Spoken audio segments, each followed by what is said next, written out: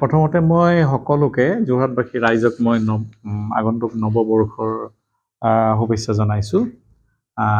এইখিনি সময়ত আমি দেখা পাওঁ যে বিভিন্ন পিকনিক পাৰ্টিয়ে হওক বা নৱবৰ্ষ উদযাপনেই হওক, আমি এটা ফেষ্টিভ মুডত আছোঁ সকলোৱে। আগত বিহু আহি আছে আমাৰ, গতিকে এইখিনি সময়তে বিশেষকৈ দেখা যায় যে পথ দুৰ্ঘটনাৰ সংখ্যাটো বাঢ়ি যায়। গতিকে এই কমাবৰ কাৰণে যিটো পথ দুৰ্ঘটনা হ্ৰাস কৰিবৰ কাৰণে আমি বিভিন্ন প্ৰকাৰ আমি উপায় লৈছোঁ। আমাৰ ডিষ্ট্ৰিক্ট প্ৰশাসনৰ পৰা আমাৰ মাননীয়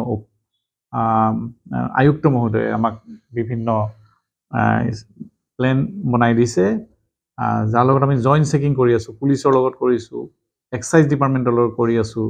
গতিকে বিভিন্ন ঠাইত আমি ৰাতি ড্ৰাংক এণ্ড ড্ৰাইভ বা যিকোনো ধৰণৰ অফেন্স আমি চেকিং কৰি আছোঁ, যাতে আমি এই দুৰ্ঘটনাৰ সংখ্যাটো আমি হ্ৰাস কৰিব পাৰোঁ। সকলো ৰাইজকে মই আহ্বান জনাম যাতে এইখিনি সময়ত বা যিকোনো সময়ত তেওঁলোকে বাহন চলাওঁতে সুৰাপান কৰি বাহন নচলায়, যাৰ কাৰণে তেওঁলোকে হয়তো 4 মাহ পৰ্যন্ত জেইলো হ'ব পাৰে, 10,000 টকা ফাইন হ'ব পাৰে। গতিকে এনেকুৱা ধৰণৰ কামৰ পৰা বিৰত থাকে আৰু গাড়ী চলাওঁতে মোবাইল ফোন ইউজ নকৰে। যদি ফোন আহে তেওঁ ৰখি পেলাই ভালকৈ কথা পাতি তেওঁ আগবাঢ়িব লাগে। আৰু এই স্কুটাৰ মটৰচাইকেলৰ 2জন আৰোহীয়ে যদি থাকে, 2জনে হেলমেট পিন্ধিব লাগিব। আৰু যি 4চকীয়া বাহন বা যিকোনো বাহনত সকলো আৰোহীয়ে ছিট বেল্ট লগাব লাগিব। আৰু আমাৰ এই যি আগন্তুক নৱবৰ্ষ আহি আছে, বিহু আহি আছে, আমি যাতে ভালকৈ পালন কৰিব পাৰোঁ।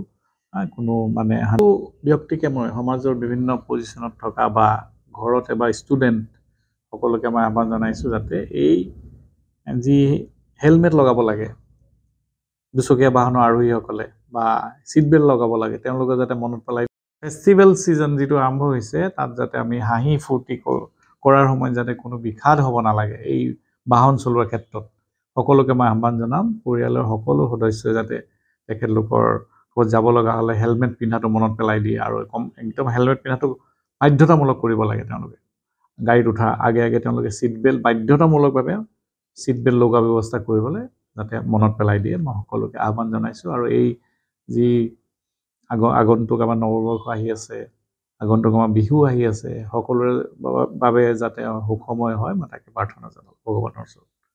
ধন্যবাদ।